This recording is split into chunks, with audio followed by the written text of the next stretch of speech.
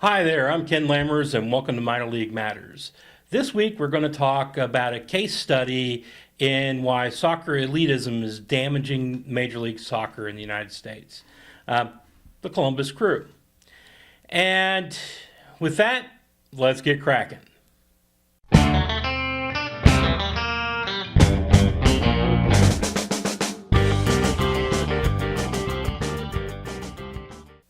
Okay, so if you're a soccer fan in the United States or a fan outside the United States that keeps track of American soccer for some reason, and you haven't had your head stuck way deep in the sand over the last few weeks, you know that the owner of the Columbus Crew is acting in bad faith, or seems to be acting in bad faith, and is trying to move the Crew to Austin, Texas. So let's talk a little bit about what's going on here and kind of see the whys and wherefores. Now, for a little bit of understanding, you have to know that the Columbus Crew are one of the founding teams of Major League Soccer, right? They've been there from the beginning. In '99, they were the first team to actually have a soccer-specific stadium, and they started out with one of the best icons and best logos in all of sports, and definitely maybe the best logo in soccer, right? In at least American soccer. So, and good color scheme, well thought out. They were well put together from the beginning. Now they're in a stadium that's 20,000 people, can seat 20,000 people, and they average about 15 something, right? Which as lately has put them third from the bottom of soccer teams in Major League Soccer. Particularly, they've been hurt since Cincinnati started Cincinnati FC, but that's another story. Now, while it says it can seat 20,000, there have been reports of 24,000 to 25,000 people in the stadium, so it can fit more. I guess they do with the standing room stuff. It has been there, was initially called Columbus Crew Stadium. The team was the Crew. It was one of those teams that just kind of stood out. If you knew any teams in Major League Soccer, you probably knew the Galaxy and the Crew. So what's going on with Columbus? In 2013, it gets bought by this guy, Precourt, right? Almost instantly, you can see that Precourt is not comfortable with the brand that the Columbus Crew has built. The Crew gets changed to the Crew SC, right? One of those American things where they tag FC or SC on the end of the name to try to Europeanize it, which the Europeans make fun of if you've listened to European soccer much.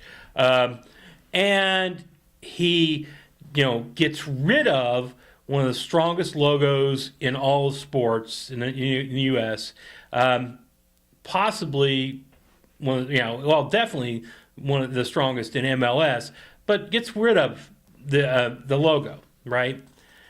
And he replaces it with this thing that's a squiggle doodle that somebody in the 8th grade could have done. I was doing doodles every bit as good as the current Columbus Crew logo or when I was in the 8th grade, right? Unfortunately, my artistic skills have not improved since then, but I was just as good as whoever put that together is. And it's a terrible logo. But it's more European looking. It's more upper class looking, and it was very clear if you read the papers there, or even what's in Wikipedia now, that what the problem was that the old logo hearkened into working class individuals, right? It wasn't elitist enough. It was something which had working class people in it. It had 3 people standing there with hard hats on, which was kind of a way of showing, yes, we have working class people here in Columbus, and kind of a way of trying to reach to some of those people to bring them into soccer. Bravo to whoever put that together initially, because it's been a huge problem with U.S. soccer. But he gets rid of that logo. Doesn't even keep it in the shield format. He puts a circle, the circle with a doodle. And he tries to change the reason for the crew to now being Crew SC. It's no longer about a construction crew. It's about a group of people coming together and, working together to accomplish blah, blah, blah, blah, blah. I mean, you can go into Wikipedia and it is very clear that whoever is doing Columbus Crew's PR is writing the stuff in Wikipedia, and even they can't gloss over that bit of silliness. It's terrible. Okay, so all that's there. Precourt, he also changes the name of the stadium from, I think this was in 15, it goes from being Columbus Crew Stadium to being Map-Free Stadium, which is a Spanish insurance company. I am not sure how that happened at all. Okay, so we've gone through all this. He's changed the logo from a really strong working class oriented logo to the doodle, and he has changed the stadium. He's done some attempts to improve the stadium somewhat, but basically, he's cutting out some of the base and some of the strength, and playing games with logos and stuff like that of teams never really does.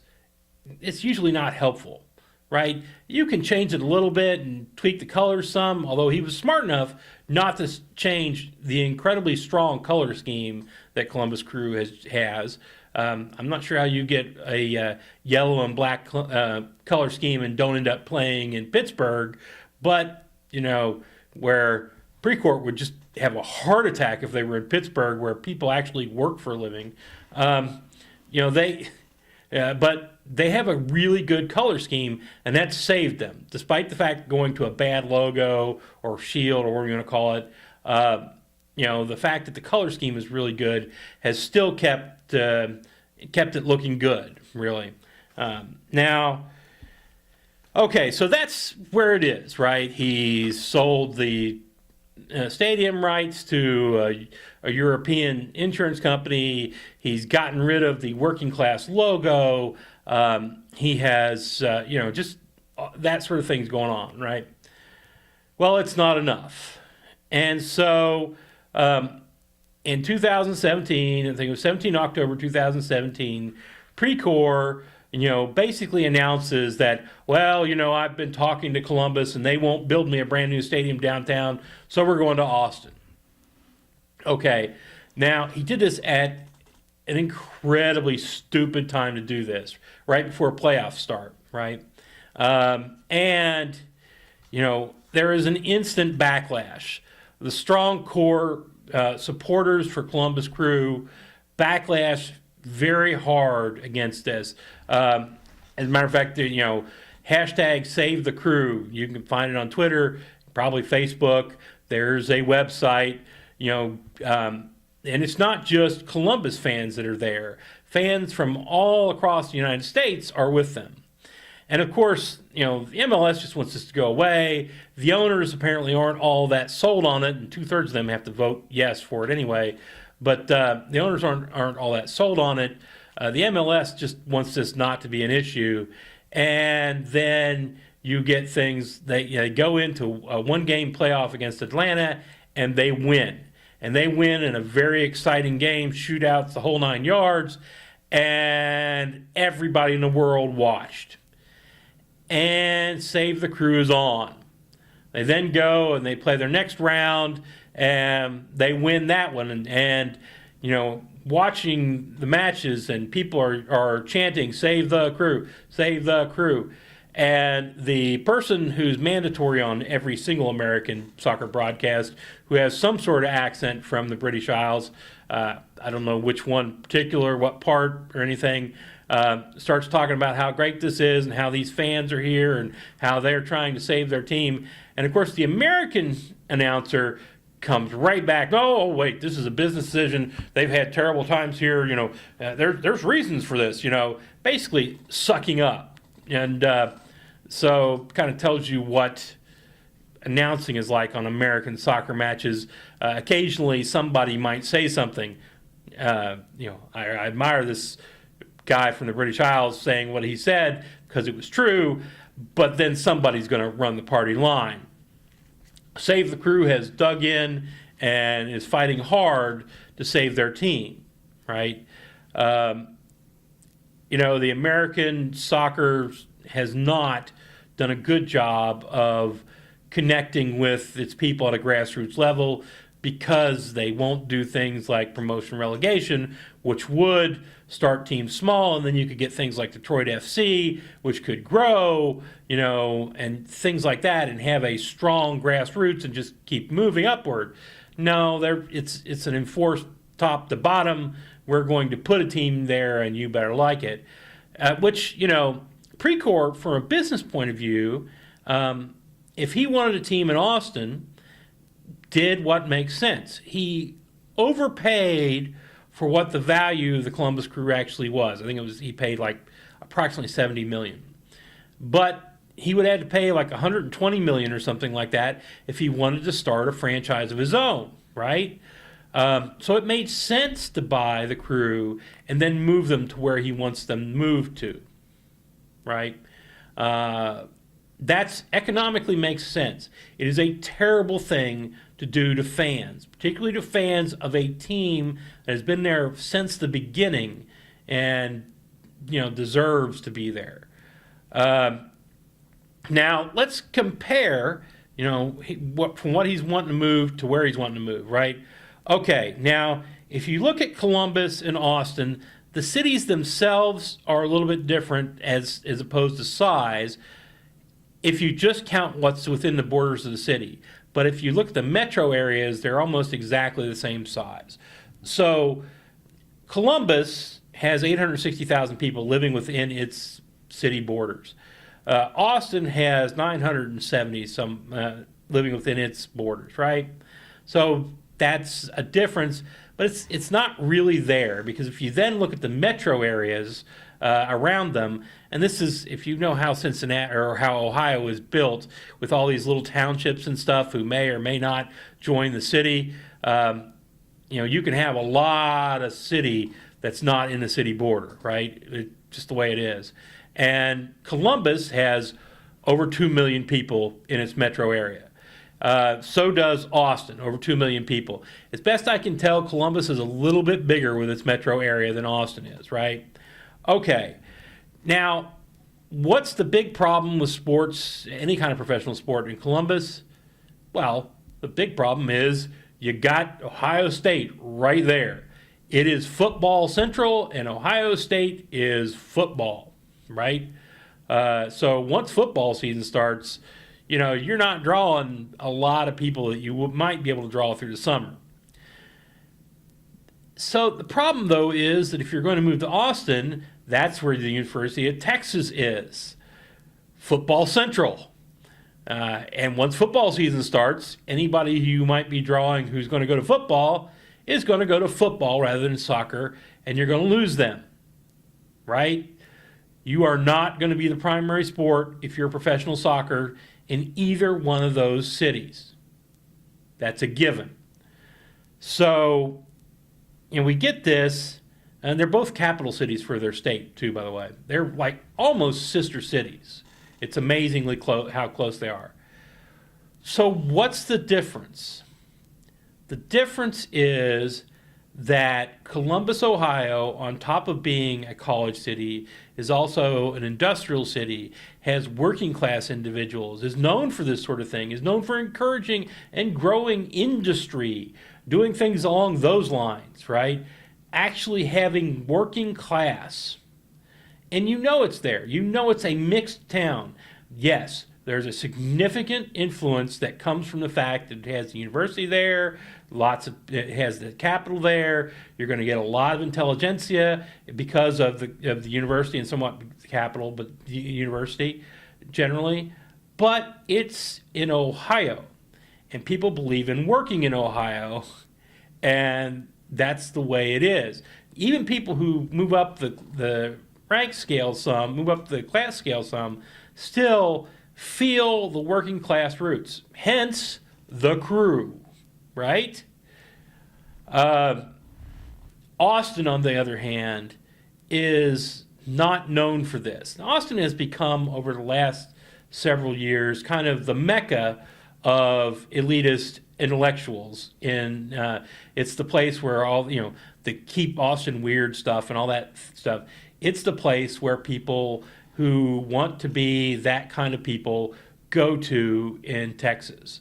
It's the place where they are known for being intellectuals, for having, X percentage, I think it's 80, no, don't quote me. There's some, a high percentage of people that have bachelor degrees, and a higher percentage of people that have, degrees above that.